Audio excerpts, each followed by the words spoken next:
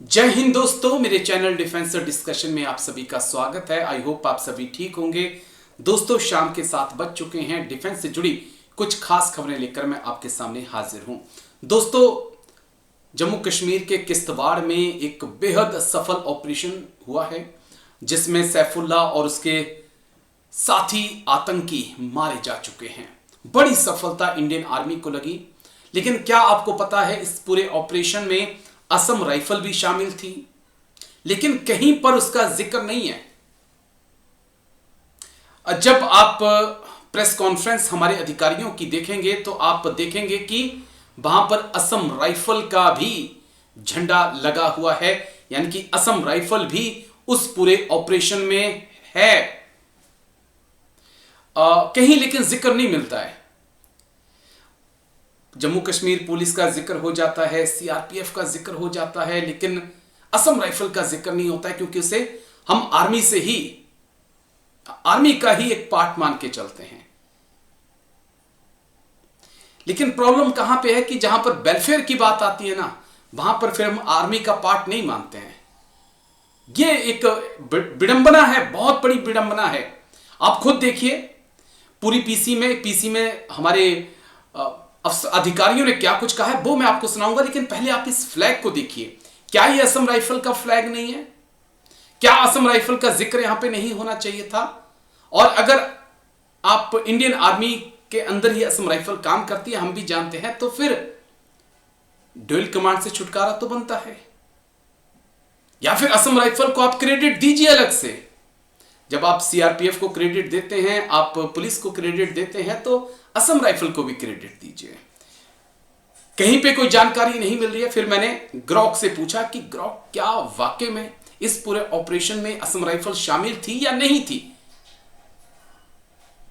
क्या कुछ जानकारी दी वो मैं आपको बताता हूं। जरा ये देख लीजिए आप, जो जानकारी मेरे को वहां से मिली। देखिए, ग्रॉक कहता है, एआई मोड कहता है कि किश्तवाड़ में हाल ही में संपन्न हुए आतंकवादी विरोधी ऑपरेशन त्रासी वन में असम राइफल ने एक महत्वपूर्ण और सक्रिय भूमिका निभाई। भारतीय सेना के व्हाइट नाइट कोर और जम्मू कश्मीर पुलिस के साथ मिलकर असम राइफल ने इस क्षेत्र से आतंकवाद के सफाई के लिए एक लंबा अभियान चलाया। 7 असम राइफल की टुकड़ियों ने किश्तवाड़ के चतरू के घने जंगलों, दुर्गम पहाड़ी इलाकों में लगभग 20 दिनों से अधिक समय तक सघन तलाशी, कॉर्डन एंड सर्च ऑपरेशन चलाया। 5 सेक्टर असम राइफल के commander brigadier JBS Rathi sir ने इस संयुक्त ऑपरेशन की अगुवाई की और मीडिया को ब्रीफिंग दी।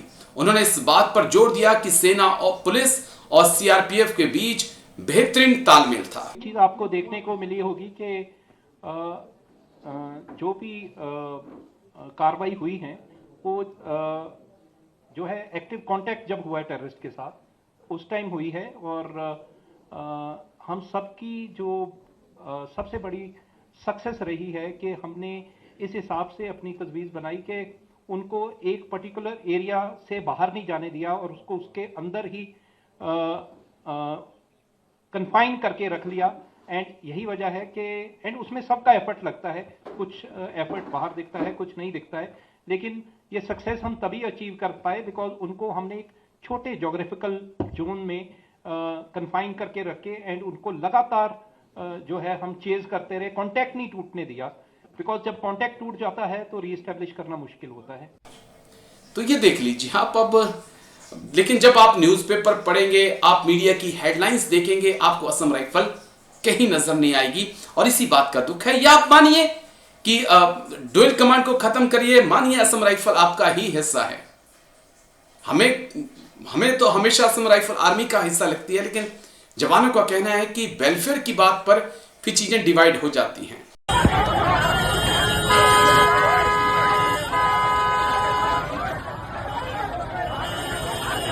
सर में चोट लग गई, अब आतंक हो जाएगा। हमें तो गाड़ी खड़ी है, वीडियो बना दो तुम।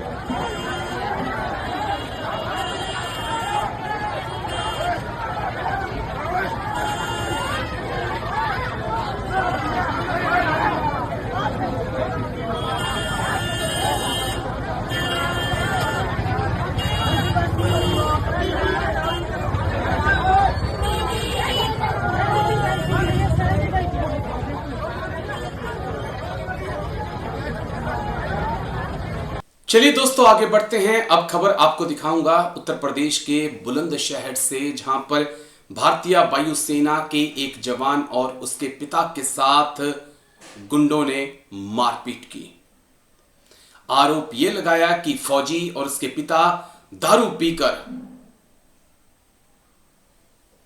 अनाप शनाप बक रहे थे। उसके बाद ये हुआ, लेकिन सच्चाई कुछ और ही निकल कर आई है। उत्तर प्रदेश के बुलंदशहर से दोस्तों ये बेहद शर्मनाक घटना। एक तरफ भारतीय सेना के जवान बॉर्डर पर, सरहदों पर सीमा की सुरक्षा करते हैं और देश के अंदर उनके साथ क्या हो रहा है ये वीडियो आप देखिए। यूपी के बुलंदशहर में बीते दिन रविवार की शाम एयरफोर्स के एक जवान और उसके सरकारी अध्यापक पिता के साथ मारपीट का मामला सामने आया। इस पूरी घटना का वीडियो सोशल मीडिया पर वायरल है। वीडियो के आधार पर पुलिस ने मुकदमा दर्ज कर आरोपियों की पहचान शुरू कर दी है। इस पूरे मामले को लेकर पीड़ित पक्ष का कहना है कि मामूली सी बात पर उनके साथ अभद्रता और मारपीट की गई। जवान ने बताया कि आखिर उस दिन हुआ क्या था। क्या कुछ जवान ने बताया, मैं उनकी बाइट भी आपको सुनाऊंगा। जानकारी के मुताबिक पीड़ित एयरफोर्स जवान प्रथम अपने पिता जितेंद्र सिंह के साथ एक सगाई समारोह में शामिल होकर कार से वापस लौट रहे थे। इसी दौरान न्यू पुख्ता बाजार में सड़क पर घुड़चड़ी की भीड़ लगी हुई थी। रास्ता जाम होने के कारण कार आगे नहीं बढ़ पा रही थी। भीड़ से निकलने के लिए जवान प्रथम ने कार का हॉर्न बजा दिया। बताया जा रहा है कि हॉर्न बजाने की बात से कुछ बाराती नाराज हो गए। उन्होंने इसे अपनी बेइज्जती समझा और जवान के साथ और उनके पिता के साथ मारपीट शुरू कर दी। इस वीडियो को ज्यादा से ज्यादा शेयर करिए और हमारी हाथ जोड़कर रिक्वेस्ट है उत्तर प्रदेश की सरकार से, मुख्यमंत्री योगी से कि प्लीज यूपी की पुलिस से भी कि ऐसे लोगों के खिलाफ कार्रवाई करिए सर। हाल ही में कानपुर से मामला आया जहां पर पुलिस ने ही एक एयरफोर्स के जवान को इतना मारा कि उसका कान का पर्दा फट गया। अब ये दूसरा मामला। शर्म आती है अब तो ये बताने में भी कि देश के फौजियों के साथ देश के अंदर ही ऐसा हो रहा। सर क्या नाम है आपका? मेरा नाम प्रथम सिंह रजौरा है। कहाँ तैनात है? कौन सी फोर्स में तैनात है? जी एयरफोर्स में कॉर्पोरल पद पे दिल्ली में फिलहाल तैनात हूँ। क्या मामला हुआ है? वीडियो है जी मैं अपने पिताजी के साथ हमारे ग्राम स्थान खंदोई में एक फंक्शन अटेंड करने गया था। मेरे पिताजी श्री जितेंद्र सिंह सन ऑफ राज सिंह एक प्रधान अध्यापक हैं। हम वहाँ से अपने निवास स्थान जहांगीराबाद के लिए आ रहे थे अमरगढ़ के रास्ते। बीच में अमरगढ़ में एक बारात की चढ़ाई हो चुकी थी। उसमें काफ़ी जमावड़ा वहाँ पे इकट्ठा हो रखा था। तो हमने साइड मांगने के लिए जैसे मैंने गाड़ी का हॉर्न बजाया तो उनमें से कुछ लोग उसका विरोध करने लगे और मेरे बोनट पे उन्होंने हाथ मारे काफ़ी। इस चीज़ का विरोध करने के लिए मैंने दोबारा से हॉर्न बजाया तो उनमें से कुछ लोग आके मेरी खिड़की पे मेरे को गाली गलौज करने लगे और दूसरी तरफ मेरे पिताजी के साथ भी गाली गलौज करने लगे। फिर इसका विरोध करने पे उन्होंने मेरी खिड़की खोलने की कोशिश की और मेरे को बाहर निकाला और मेरे साथ मारपीट शुरू कर दी। और उसके बाद पीछे से किसी ने मेरे सर पे डंडा मारा है। 20-25 लोग हमारे ऊपर वहाँ पे टूट के पड़े हैं और स्टील रॉड से और डंडों से काफ़ी हमारे पिटाई की उन्होंने वहाँ पे। मेरे को हेड इंजरी आई है, मेरे को 3 टाँके आए हैं और पापा को भी काफ़ी चोट लगी है। पुलिस ने आपका मामला दर्ज कर लिया? हाँ जी, पुलिस ने हमारा मुकदमा दर्ज कर लिया है। सर जहांगीराबाद क्षेत्र में सर एक वीडियो वायरल हुआ है, मारपीट की जा रही है, क्या बोलूं? थाना जहांगीराबाद क्षेत्र में एक मारपीट का वीडियो वायरल हो रहा है। इस संबंध में थाना प्रभारी द्वारा मौके पर पहुंचकर जांच की गई तो यह तथ्य प्रकाश में आया कि एक रास्ते पर जो है घुड़चड़ी का प्रोग्राम चल रहा था और उस पे जो है बाराती जा रहे थे और दूसरे तरफ से जो है एक गाड़ी सवार पिता पुत्र, जिसमें पिता जो है सरकारी अध्यापक और पुत्र सेना में जवान है, उन्होंने अपनी 4 पहिया गाड़ी उस बारात के रास्ते से निकालने की कोशिश की, जिसपे मौके पे मौजूद बारातियों द्वारा गाड़ी को जो है किसी दूसरे रास्ते से ले जाने के लिए कहा गया। इस पर दोनों पक्षों को विवाद हुआ और आपस में मारपीट हुई। इस संबंध में पिता पुत्र की तहरीर पर थाना जहांगीराबाद पे मुकदमा पंजीकृत किया गया है। इसके अलावा बाराती पक्ष की तरफ से भी चोटें हैं, जिसके तहरीर की सूचना पर NCR मुकदमा पंजीकृत किया गया है। दोनों पक्षों के विरुद्ध वैधानिक कार्रवाई की जा रही है। चलिए दोस्तों आगे बढ़ते हैं। अब सिक्किम से आई इन तस्वीरों को देख लीजिए। मैं हमेशा कहता हूं कि असम राइफल हो या भारतीय सेना, जब भी अब हमारे देश के लोगों पर मुसीबत आन पड़ती है कि सबसे पहले आकर ढाल बनकर खड़े हो जाते हैं। कुछ सिक्किम में ऐसा ही हुआ, अचानक से मौसम बदला, बर्फबारी शुरू हो गई, तापमान गिर गया और टूरिस्ट फंस गए। जैसे ही इंडियन आर्मी को इसकी जानकारी मिली, रेस्क्यू ऑपरेशन चलाया गया, लोगों को अपनी बैरक में लाया गया, उन्हें गर्म खाना दिया गया, सोने के लिए जगह दी गई, पहनने के लिए कपड़े दिए गए। यही तो खास बनाता है हमारी सेना को। इसलिए हम अक्सर कहते हैं कि इंडियन आर्मी दूसरी सेनाओं से हटकर है। इस वीडियो को देखिए और कमेंट्स करिए। दोस्तों, आप जो तस्वीरें देख रहे हैं या जो देखने जा रहे हैं, ये तस्वीरें सिक्किम के गंगटोक से सामने आई हैं, जहां पर भारी बर्फबारी के बीच 50 से ज़्यादा पर्यटक फंसे हुए थे। और जैसे ही इसकी जानकारी इंडियन आर्मी को लगी, इंडियन आर्मी ने, भारतीय सेना ने ऑपरेशन हिम राहत शुरू किया, जिसके तहत लोगों को भारी बर्फबारी के बीच निकाला गया।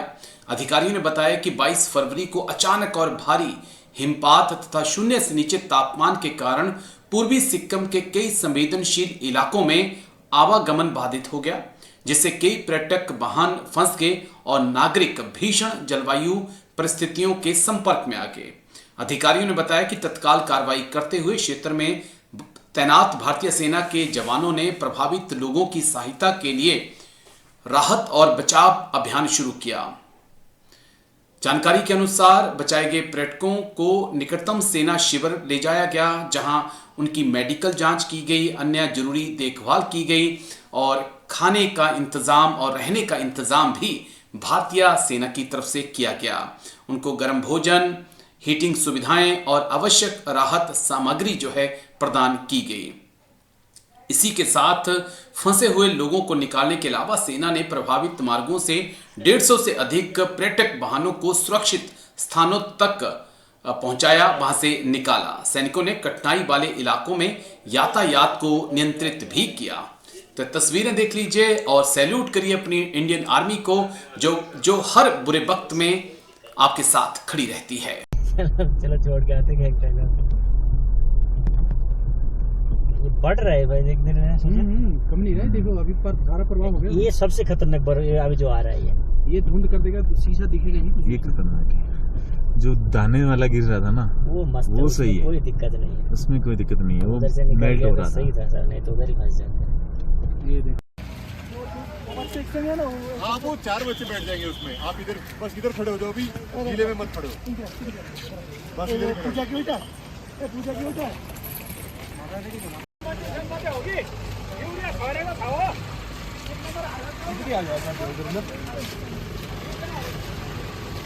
पहले आप बैठ जाओ, फिर बच्चों को गोदी में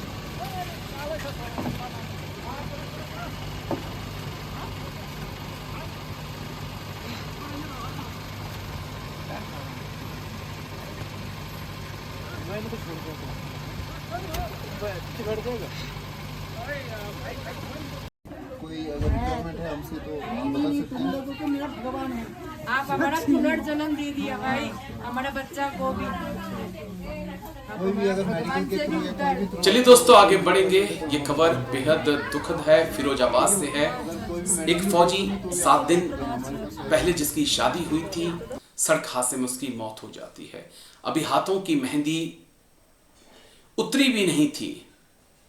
फौजी छुट्टी आया होता, किसी काम से बाइक पर जा रहा था, तभी सामने से तेज आती एक कार ने बाइक को जोरदार टक्कर मार दी, जिससे फौजी की मौके पर ही मौत हो गई।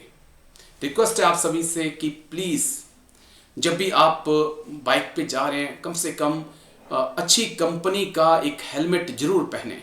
अगर आपके पीछे आपके परिवारजन भी बैठे तो उनको भी पहनाएं। मुझे नहीं पता यहाँ पे हेलमेट पहना था नहीं पहना था, आई नो कि पहना ही होगा, क्योंकि फौज की सिखलाई यही कहती है। लेकिन मुझे लगता है, मेरा अपना मानना है कि जितने जवानों को हम सीआई ऑपरेशन में नहीं खो रहे हैं, उससे ज्यादा जवानों को हम हार्ट अटैक और सड़क हादसों में खो रहे हैं। और ये बहुत चिंता की बात है। इसके ऊपर सरकार को सोचना होगा और सेना को भी विचार विमर्श करना होगा। दोस्तों, उत्तर प्रदेश के फिरोजाबाद से एक बेहद चौंकाने वाला मामला सामने आया, जहां पर तजापुर गांव में भारतीय सेना के जवान भूपेंद्र की सड़क हादसे में मौत हो गई। उनकी शादी 7 दिन पहले यानी कि 14 फरवरी को हुई थी। इस घटना से गांव और परिवार में शोक का माहौल है। भूपेंद्र की शादी 14 फरवरी को जैसलमेर क्षेत्र के एक गांव में संपन्न हुई। शादी के महज 7 दिन ही बीते थे और नई दुल्हन के हाथों की मेहंदी भी पूरी तरह से उतरी नहीं थी, मेहंदी फीकी भी नहीं पड़ी थी और ये हादसा हो गया। परिजनों के अनुसार भूपेंद्र किसी काम से अपनी मोटरसाइकिल से तजापुर से एटा जा रहे थे। रास्ते में सामने से आ रही एक स्विफ्ट डिजायर कार ने उनको जोरदार टक्कर मार दी। यह हादसा इतना भीषण था कि भूपेंद्र ने मौके पर ही दम तोड़ दिया। घटना की सूचना मिलते ही परिवार और गांव में शोक छा गया। नवविवाहिता पत्नी का रो रो कर बुरा हाल था। वे माता पिता और अन्य परिजनों की स्थिति देख गांववासी भी गमगीन हो गए। सूचना मिलने पर सेना की बटालियन के जवान तजापुर गांव पहुंचे। शहीद सैनिक भूपेंद्र को पूरे सैन्य सम्मान के साथ तिरंगे में लपेटकर अंतिम विदाई दी गई। सैनिकों ने सलामी देकर अपने साथी को श्रद्धांजलि अर्पित की। इस दौरान पूरा गांव नम आंखों से उन्हें विदा कर रहा था। तो सड़क हादसे में हम हर साल कई जवानों को खो रहे हैं और कई बार तो मुझे ऐसा लगता है कि जितना हम सीआई ऑपरेशन में जवानों को नहीं खोते हैं, उससे ज्यादा जो है सड़क हादसों में हम अपने जवानों को खो रहे हैं। रिक्वेस्ट है भारतीय सेना के जवानों से कि प्लीज आप अगर 2 व्हीलर्स का इस्तेमाल कर रहे हैं तो हेलमेट जरूर लगाएं और हेलमेट अच्छी कंपनी का लगाएं। स्पीड पर कंट्रोल रखें, सही दिशा में चलें। हालांकि आप सही दिशा में चलते हैं आई नो, लेकिन गलत दिशा में आने वाले लोगों का हम क्या कर सकते हैं। शायद इस पर पुलिस को ज्यादा सोचने और विचारने की जरूरत। जय हिंद दोस्तों, मेरे चैनल डिफेंस डिस्कशन में आप सभी का स्वागत है। आई होप आप सभी ठीक होंगे। दोस्तों, हाल फिलहाल में भारतीय सेना के जवानों का, अफसरों का, बाबाओं के यहां पर जाना बहुत ज्यादा बढ़ गया है। इसके बारे में मैंने पहले भी एक वीडियो बनाया था, लेकिन अब एक और वीडियो मैं आपको दिखाता हूं जहां पर पहले तो हमें आर्मी कमांडर या देश के राष्ट्रपति वो सम्मानित करते थे, वो मेडल दिया करते थे, लेकिन अब बाबा फौजियों को मेडल दे रहे हैं। और ना जाने इस देश की आर्मी को क्या हो गया है। एक सेकुलर आर्मी किस तरफ बढ़ रही है मैं नहीं जानता, लेकिन पहली बार मैं ऐसा देख रहा हूं कि कोई बाबा जो है सैन्य अधिकारियों को मेडल दे रहा है। आप ये वीडियो देखिए, उसके बाद मैंने एक्सपर्ट से बात की है। समझना होगा क्योंकि अब पॉलिटिकल आर्मी देश की थी और सेकुलर आर्मी इस देश की थी, लेकिन क्या 2014 के बाद से चीजें बदल रही हैं, इसको समझना होगा। ये बहुत गंभीर मुद्दा है। सुनिए, पहले वीडियो देखिए आप।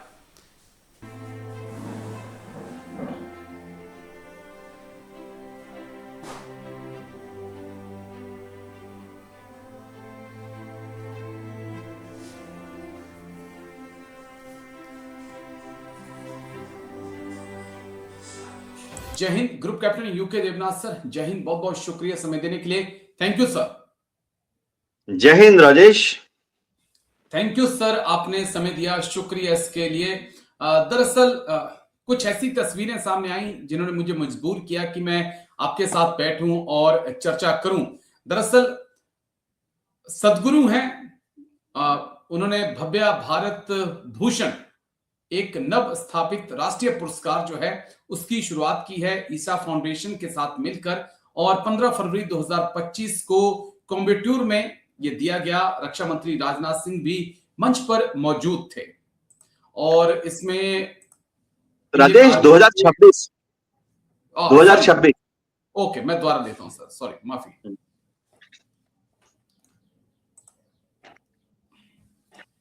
सर जय हिंद। Group captain UK Devnath sir, जय हिंद। बहुत बहुत शुक्रिया समय देने के लिए। Thank you sir. जय हिंद राजेश। थैंक यू सर, आपने समय दिया। दरअसल हाल फिलहाल में हम देख रहे हैं कि इंडियन आर्मी के जवानों का, अफसरों का, गुरुओं के यहाँ पर, धार्मिक गुरुओं के यहाँ पर जाना बहुत ज्यादा हो गया है। आर्मी डे से पहले भी कई ऐसी तस्वीरें सामने आई थी, लेकिन एक और तस्वीर जो कल सामने आई 15 फरवरी 2026 को सामने आई थी, माफ करिए, वहां पर भव्य भारत भूषण अवार्ड जो है वो सदगुरु की तरफ से लॉन्च किए गए, ईशा फाउंडेशन ने की तरफ से ये दिए गए और इसमें कई इंडियन आर्मी के अफसर, एयरफोर्स के अफसर शामिल थे जिन्हें कॉम्बिट्यूर में इन पुरस्कारों से नवाजा गया। अभी तक हम देखते थे कि आर्मी को राष्ट्रपति भवन में अगर किसी ने बहुत अच्छा काम किया है तो आर्मी चीफ बुलाते थे, आर्मी डे पर पुरस्कृत करते थे, राष्ट्रपति भवन में दिया जाता था, उन्हें अवार्ड दिए जाते थे, या फिर आर्मी कमांडर जो होते थे, जिस जवान ने, जेसीओ ने, आर्मी अफसर ने अच्छा काम किया है, वो आर्मी कमांडर्स अवार्ड उनको देते थे। अब धार्मिक गुरुओं से जाके हमें अवार्ड्स लेने पड़ रहे हैं। किस तरफ इस देश की सेना जा रही है, वो सेना जिसके बारे में ये दम भरा जाता था कि ये सेकुलर आर्मी है। हाँ Rajesh, army act, air force act और नेवी एक्ट बहुत क्लियर हैं कि आर्मी, नेवी, एयरफोर्स के जो जवान हैं, सेलर्स हैं, वायुवीर हैं और जो ऑफिसर्स हैं वो सब सेक्युलर हैं। आमतौर पर जो अब हमारी ट्रेनिंग होती थी, ट्रेनिंग के बाद भी हमें इस तरह से ग्रूम किया जाता था कि हम जब वर्दी में थे तो धार्मिक अनुष्ठानों से हम दूरी रहते थे जब तक कि वहां पर कोई यूनिट का सर्वधर्म स्थल ना हो। जी। जब भी हम किसी मंदिर, मस्जिद, गुरुद्वारे में जाते थे तो सिविल ड्रेस में जाते थे, यूनिफॉर्म में नहीं जाते थे। ओके। दूसरा एंगल ये है कि अवार्ड, यूनिफॉर्म में हमें बहुत फक्र होता है कि अवार्ड अगर देश हमें दे रही है, जी, भारत सरकार यानी हमारी सुप्रीम लीडर राष्ट्रपति या सेना के कोई उच्च अधिकारी हमें अवार्ड दे रहे हैं।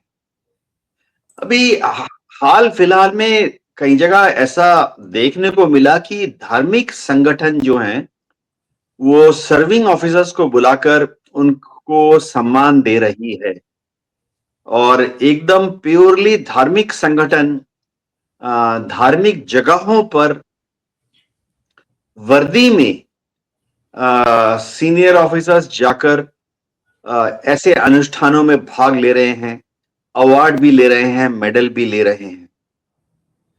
तो ये जो बदलाव है ये बहुत हल्का और आस्ते आस्ते आ रहा एक बदलाव है। देखो राजेश, मैं एयरफोर्स में 34 साल था और हम में से जो भी पुराने हैं, हम सबका ये मानना है कि फौज को धार्मिक अनुष्ठानों से या धार्मिक एनजीओ से दूर रहना चाहिए। देखो बहुत सारी एनजीओज हैं, कहने को तो वो एनजीओ हैं लेकिन उनमें धार्मिक रंग कूट कूट के भरा होता है।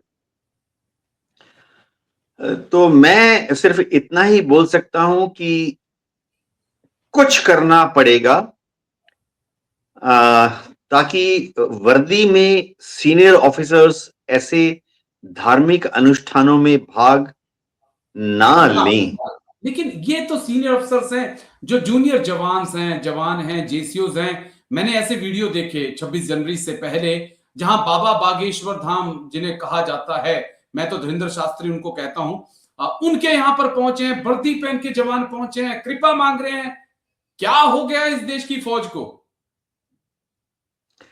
राजेश, आपने एकदम सही ऑब्जर्व किया। देखो, एक जवान को या जेसीओ को ऐसा नहीं करना चाहिए किसी भी धार्मिक अनुष्ठान में, वो भी प्राइवेट धार्मिक अनुष्ठान में वर्दी में नहीं जाना चाहिए। नियम कानून बहुत क्लियर है। दिक्कत ये हो रही है कि उनको रोकेगा कौन, क्योंकि अफसर खुद ही ऐसी गलतियां कर रहे हैं। अगर एक कमीशन्ड अफसर, चाहे वो कमांडिंग ऑफिसर हो या उससे भी ऊपर के सीनियर ऑफिसर्स हों, अगर वह खुद इस गलती को, एडमिनिस्ट्रेटिव गलती है या लीगल गलती है, को कर रहे हैं, तो फिर वो किस मुंह से अपने जवान को या जेसीओ को रोकेंगे? कल तो जवान और ज्यादा नंबर में जो एक्सट्रीम रूढ़िवादी विचारधारा वाले धार्मिक संस्थान हैं वहां चले जाएंगे। कल समझो, मैं बताता हूं कि एक क्रिश्चियन जवान अगर एक चर्च में जाकर अपने को दिखाए, एक सिख जवान एक गुरुद्वारे में, प्राइवेट गुरुद्वारे में जाकर बोले से हल करे, या मुस्लिम जवान जो है वो एक मस्जिद में जाकर अल्लाह अकबर करे वर्दी में और वीडियो लेकर सेल्फी लगाकर या ऐसे ही कोई उसका यूट्यूब बना के अपलोड कर दे, तो क्या हम उसको टॉलरेट करेंगे कि किसी जवान ने या अफसर ने इस तरह का एक व्यवहार मस्जिद में किया? मेरे ख्याल से काफी दिक्कतों का सामना करना पड़ेगा।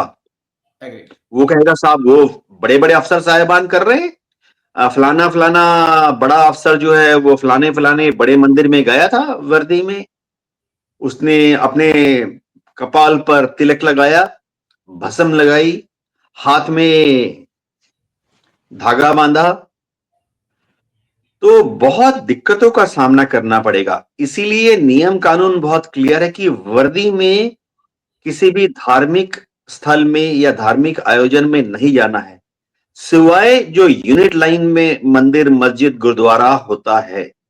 जी राजेश। बिल्कुल सर, जो यूनिट लाइन में या कैंट में उसमें जो भी मंदिर मस्जिद गुरुद्वारा है वहां पर आप जाइए। अगर आपको बाहर जाना है आप आउट पास लीजिए, सिविल वर्दी में जाइए, आप माथा टेकिए, कोई मना नहीं है, लेकिन वर्दी में अच्छा नहीं लगता। आपको अगर अवार्ड्स गुरुओं के हाथ से लेने पड़ रहे हैं तो फिर तो सवाल उठेंगे ही। दोस्तों, इंडियन आर्मी के हाथ एक ऐसी बंदूक लगी है जिसकी ताकत सुनने के बाद दुश्मन के होश उड़ना तय है। यह बंदूक कोई आम बंदूक नहीं बल्कि दुनिया की सबसे एडवांस स्नाइपर में शुमार राइफल है, जिसे खासकर दुर्गम और पहाड़ी इलाकों के लिए बनाया गया है। चलिए, एक रिपोर्ट के अनुसार भारतीय सेना ने लाइन ऑफ कंट्रोल यानी कि LOC पर अपनी युद्ध क्षमताओं को और भी ज्यादा तेज और खतरनाक बना लिया है। सेना ने अपने स्नाइपर्स के लिए एक नई और बेहद आधुनिक चिकटैक M200 स्नाइपर को शामिल किया है। यह राइफल दुनिया की सबसे स्टिक और लंबी दूरी तक मार करने वाली स्नाइपर राइफल में से एक है। इस राइफल के शामिल होने से LOC पर दुश्मनों और घुसपैठियों पर नजर रखना, उन्हें खत्म करना अब और भी आसान हो जाएगा। चिकटैक M200 इंटरवेंशंस राइफल को शामिल करना भारतीय सेना की आधुनिकीकरण की दिशा में एक बहुत बड़ा कदम है। यह राइफल अमेरिका में बनी है और इसे खास तौर पर लंबी दूरी पर बेहद स्टिक वॉर करने के लिए डिजाइन किया गया है। आपको बता दें, LOC एक ऐसा इलाका है जहां दुश्मन की हरकतें और घुसपैठ की कोशिशें अक्सर होती हैं। ऐसे में सेना के स्नाइपर को एक नई राइफल एक बहुत बड़ी रणनीतिक बढ़त देगी। क्यों खास है चिकटैक M200?